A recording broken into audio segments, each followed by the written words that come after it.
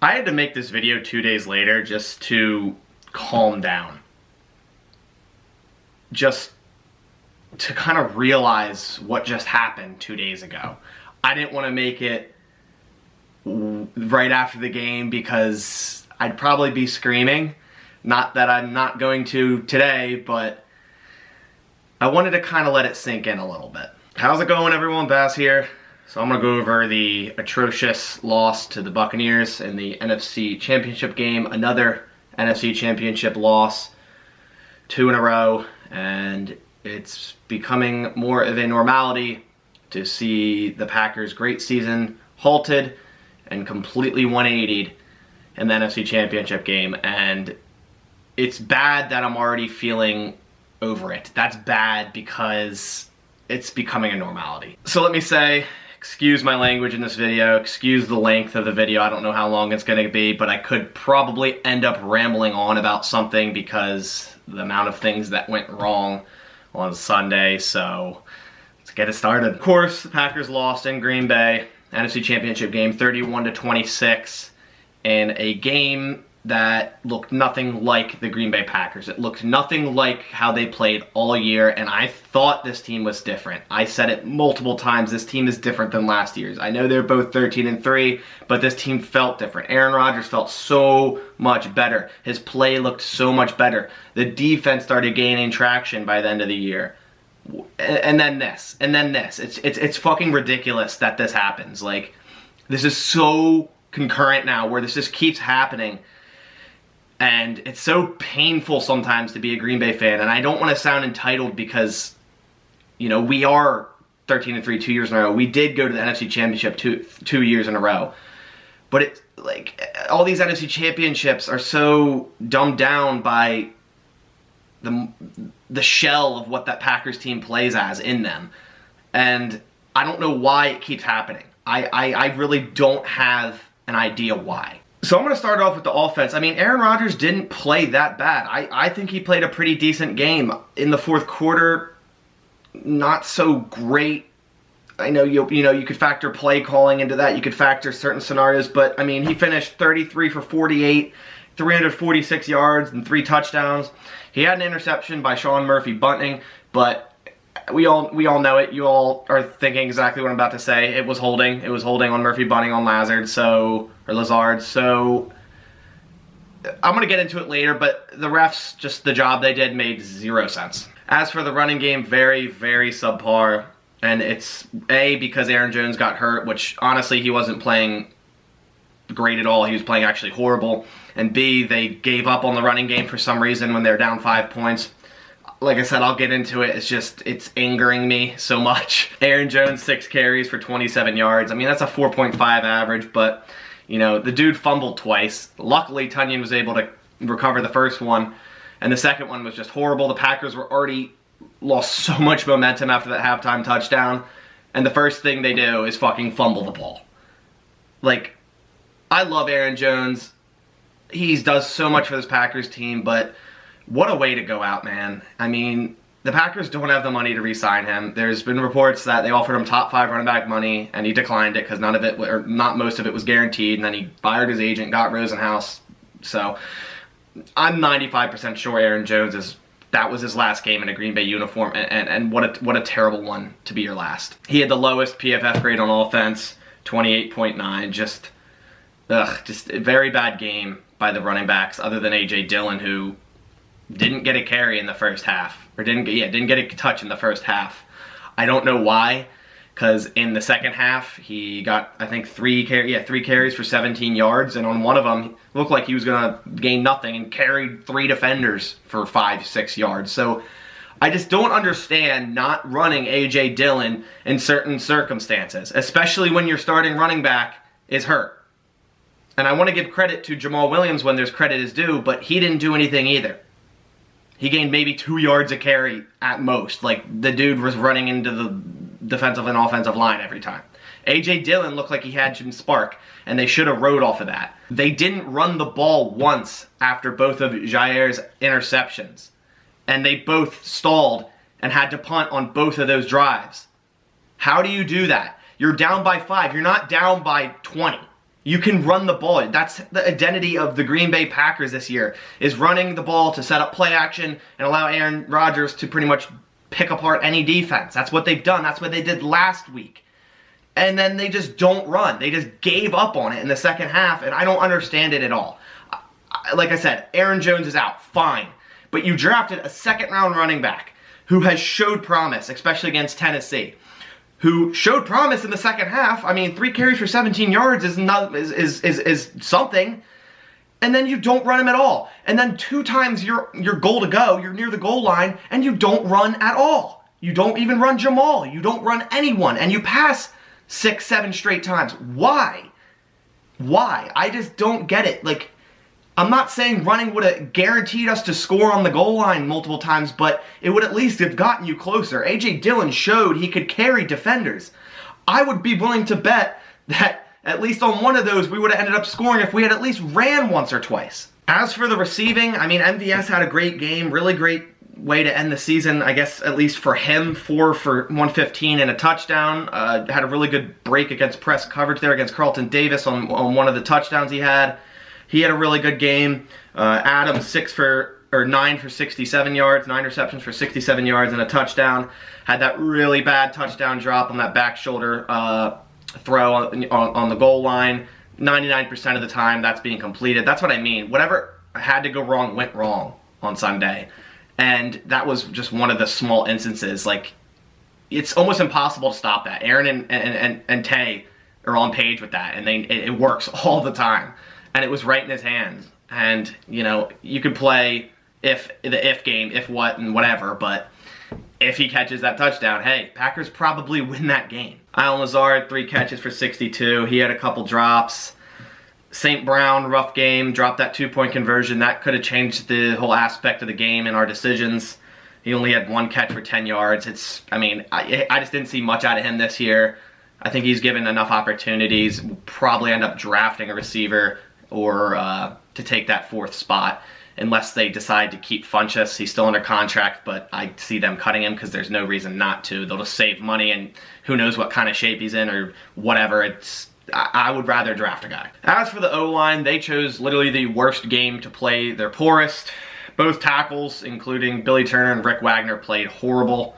Rick Wagner definitely played the worst. Dude got pancaked and jumped on by JPP multiple times. I mean, JPP jumped the snap like 3 separate times. I think he had 2 sacks or 3 sacks himself. Just terrible. I said missing Bakhtiari wasn't going to affect this team like I thought it would, but it definitely did. And I'm right for saying that, because the offensive line showed so much promise without him, and that's good, but what did it matter now? Why did it all of a sudden collapse when the Rams' pass rush is as good, if not better? I know Aaron Donald's hurt, but I just don't understand how it all of a sudden collapsed. Is it the pressure? Is it something the Tampa Bay defense with Bulls does? I don't... So, like, the offense was down 18 points at the start of the second half because of the fumble. They started to come back. They started to put together some really good drives, and I was like, well, they might actually drive back into this game, which they did. And then they're down by 5 points, and like I said, they stop running the football. They just stop. It didn't make any sense to me, and it's still annoying me, the fact that they just abandoned that aspect of the game down 5 points. So enough of the offense, let's go over to the defense. Just the actual putrid performance of Kevin King and pretty much Chandon Sullivan as well. Kevin King, same as Aaron Jones, picked a horrible time to have their worst game, especially the last game probably in a Green Bay uniform. I don't see Kevin King being brought back. I think he's an average corner at best. I see them drafting a corner in the 1st or 2nd round, and he'll probably instantly start opposite Jair. Chandon Sullivan will be back. He's actually a pretty good nickel corner. I think he just had a bad game. He's usually pretty good in the nickel, but the Buccaneers definitely attacked him, and it worked, and they 100% attacked Kevin King. I don't know what he was doing out there. I don't know why you signed Tramon Williams and then he gets 0 snaps. Like, I just don't understand it, especially when Kevin King was shaky at best for this game and could have been out, because I'm pretty sure he was questionable. So I just don't understand how you see Kevin King give up so much and then keep him in there. Like, why not give Tramon Williams stats? You know what he does. Yeah, he's old, but he knows what he's doing. He wouldn't have given up that last-second first-half touchdown. I know he wouldn't have. The dude's a vet. He may not be as fast as Kevin King, but he knows how to play outside leverage in a man scheme or whatever, cover 3 scheme. He knows what he's doing. He wouldn't have allowed that.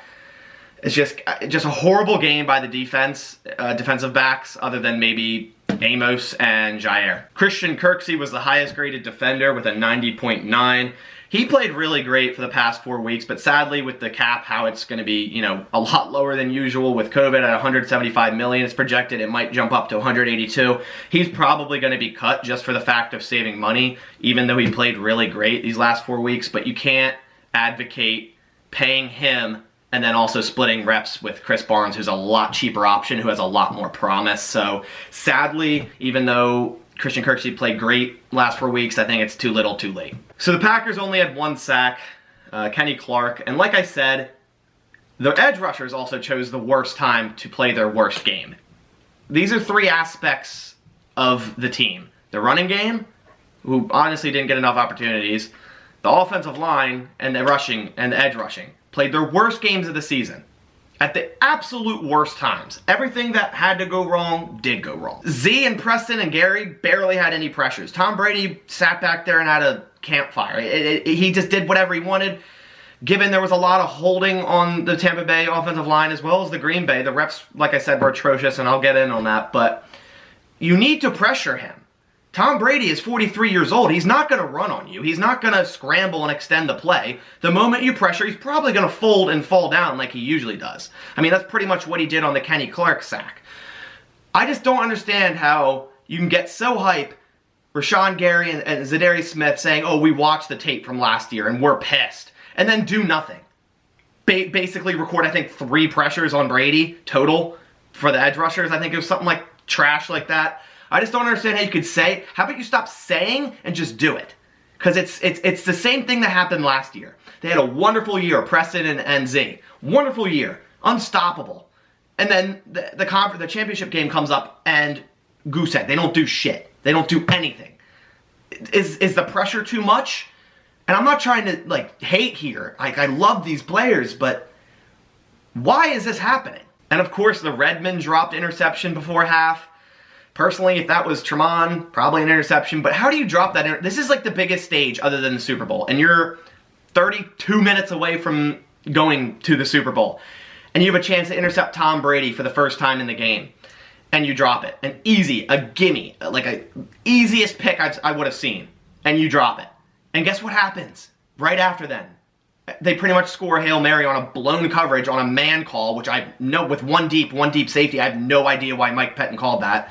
I can't even talk on it. I'm at a loss for words how fucking stupid that call was. And then they score and go up by another touchdown. And then the second half starts and they go up by another touchdown because of a fumble. You just erase that last second touchdown in the first half. And like I said, the Packers probably win. There's multiple instances where if you just erase one of these critical mistakes, the Packers probably win the football game. But no, there were so many critical mistakes and they all went wrong. Amos had an iffy start. And then in middle of the third quarter, turned it around, got that interception, then played better. Jair was easily the best defender in terms of what you saw. Obviously, Kirksey had the best rating, but Jair, 2 interceptions, locked down whatever receiver was on him. The dude he allowed 0 passer rating all postseason. Guy's absolutely amazing, lockdown corner. Best in the league. It's just, Brady didn't even play that well. I just hate how he gets all the credit when, for lack of better words, played like donkey shit. He didn't play good. He, was 20 for 36, 280 yards, 3 touchdowns, and 3 interceptions. And one of those touchdowns, he pretty much had to throw to a wide open Cameron Brate after a fumble, and he's on the 5-yard line. It's a gimme touchdown. It's a garbage touchdown. It's not even something he had to even try for. So, he just didn't play well, but the Buccaneers still won while turning over the ball 3 times. It just doesn't make any sense. And I don't want to go down this road, but the last time a defender had 2 interceptions in a championship game and lost was Clinton Dix against Seattle. So why does this happen to Green Bay? If you were to tell me that the Packers would intercept Tom Brady 3 times, I would tell you that the Packers win by 10 plus points. So how the hell did they lose this game? If Aaron Rodgers threw up this stat line and threw 3 interceptions and won the game, can you imagine the media? Can you imagine the shit talk of how Aaron Rodgers is trash and he got carried to the Super Bowl. Can you imagine? But no, it's Brady, so it's the NFL's golden boy, and he brought the Buccaneers to the Super Bowl. He had a pretty good year, but he played like shit in this championship game, and no one's even saying it. And I really hope the Chiefs steamroll them. I don't care at this rate. I don't care if Pat Mahomes gets a second ring.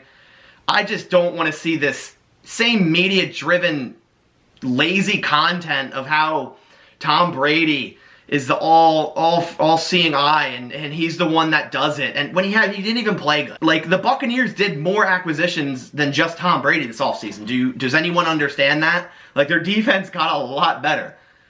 Todd Bowles is a wonderful defensive coordinator. Their defense got a lot better, and obviously so, because if their defense wasn't that good, I think the Packers would have ran away with that game. They didn't even run the ball well. 36 rushing yards on 24 attempts. That's a 3.16 average. Ronald Jones didn't do shit. He got shut down all day. The only rusher that did good was Leonard Fournette, and like I said, they made more signings than just Brady, Leonard Fournette included. So I don't understand that narrative. But they shut down their running game. Their passing game didn't do well. They threw 3 interceptions. So how are you going to tell me that Brady, who seemingly plays all 22 positions, won this football game and was the one that brought the Bucs to the Super Bowl? Like, I just don't get that. Aaron Rodgers plays far way better than Brady, like 99% of the time in most games. If you compare the stat lines of Sunday from Rodgers to Brady, that should just give you a clear-cut and obvious reasoning to why win-loss is not a quarterback stat. And I hate how it's still driven that it is, because it's clearly not. There's nothing but facts that state it's not. So moving on to the refs, and I don't want to be this person. I hate the people that always blame the refs. They're always, oh, the refs this, the refs that. That's Bush League. That's what the Bears fans, that's what the Lions fans, that's what the Vikings fans do. And I'm not mad at the Kevin King call if they called the game consistently. Kevin King definitely got a hold of his shirt. Personally, I thought the ball was uncatchable because Brady overthrew the shit out of it, but hey, it was called. My problem with that is they were letting this matchup, these teams, play all day. They weren't calling offensive holding. Packers were holding all the time on offense. Rick Wagner, Billy Turner, they were holding. They weren't calling holding on the Bucs offense. Tristan Wirfs held on Rashawn Gary on that Kevin King penalty call. Clear as day. About to sack Brady, and dude's got an arm around Gary's neck. An arm around his chest, like from behind. Like, how do you not call that, but call the Kevin King holding call? From one ref who's 30 yards down the field, who throws it 10 fucking seconds after the play ends because Tyler Johnson, whoever the hell it was, flopped and is bitching about it. And Tom Brady's giving that stare to the refs like, hey, you better throw that flag. I'm the golden boy. It's ridiculous. If they were just call the game consistently, I wouldn't have been mad. The interception by Aaron Rodgers, that was worse of a hold on Murphy Bunting than King's was. And there's multiple other occasions where there was holding on the Bucs defense. The Davante Adams sluggo route to go into the end zone from, I think, the 7-yard line where Aaron Rodgers overthrew it a tiny bit and he couldn't get both feet down. Davante got held on that. You can watch the replays. I don't even feel the need to put him here because we all know. You all know what I'm talking about. And that's how just annoyed it makes me feel. I'm not necessarily mad at the play call, at the ref's call. Like I said, I'm mad at the lack of consistency. This one ref does it. That's sketchy to me. Just one ref, way after the play's over, 30 yards down the field, throws a flag, and then that's what it is. There's no consulting with his colleagues. I'm not saying you should review penalties, but I think if it's in a dire situation under 2 minutes, if there's a flag thrown for something like that, the ref should at least consult. Not saying they need to review the play, like look at it on like a slow-mo, because you shouldn't be throwing flags on slow-mo. You should always be, doing them in real time. But at least like when he throws that flag, they all come consult and say, hey, do you agree that I thought that was holding? Do you think that's holding too? And if there's a majority yes, then yeah, keep the flag. There's many other times where flags are thrown, the refs talk for 15 seconds and then say, there was no holding on the defense. So why can't you do it in the most dire situation of the game? It's sketchy to me. I felt played. I didn't like it at all. So that's about going to end my rant. Sorry if I blew up a little bit. It's just, I'm assuming we all share the same distaste and just aggravation. Packers, I won't be making one of these reaction videos for another 230 something days. Just obviously, I'm going to be doing stuff in the offseason. I'm going to be going over the Packers' salary cap implications, which are god-awful, not as bad as the Saints, but pretty awful for this next year. So, that's one of the things where it hurts even more that they lost this game, because this team's going to be way, way different next year due to the salary cap and it dropping because of COVID. And I felt like this was truly their year. They had all the right pieces. They were signing veterans where they needed to be signed and pretty much saying win it or whatever, because you can look next year and they're right now negative $35 million under the cap, and they did make a lot of moves to pretty much get above that. So it's going to be a very, very interesting offseason, everyone, and I hope we're all ready for it. Aaron Rodgers will be the quarterback in 2021. I'll put my word behind that. There's no other explanation for that. He even said it on the Pat McAfee show today, so all the stupid clown media that says Aaron Rodgers wants a trade, just shut the fuck up, honestly. It's tiring. He's the quarterback of the Green Bay Packers 2021. He's the MVP, and hopefully the Packers can resume their level of play for next year. As always, I'm signing out. Go Pack, go.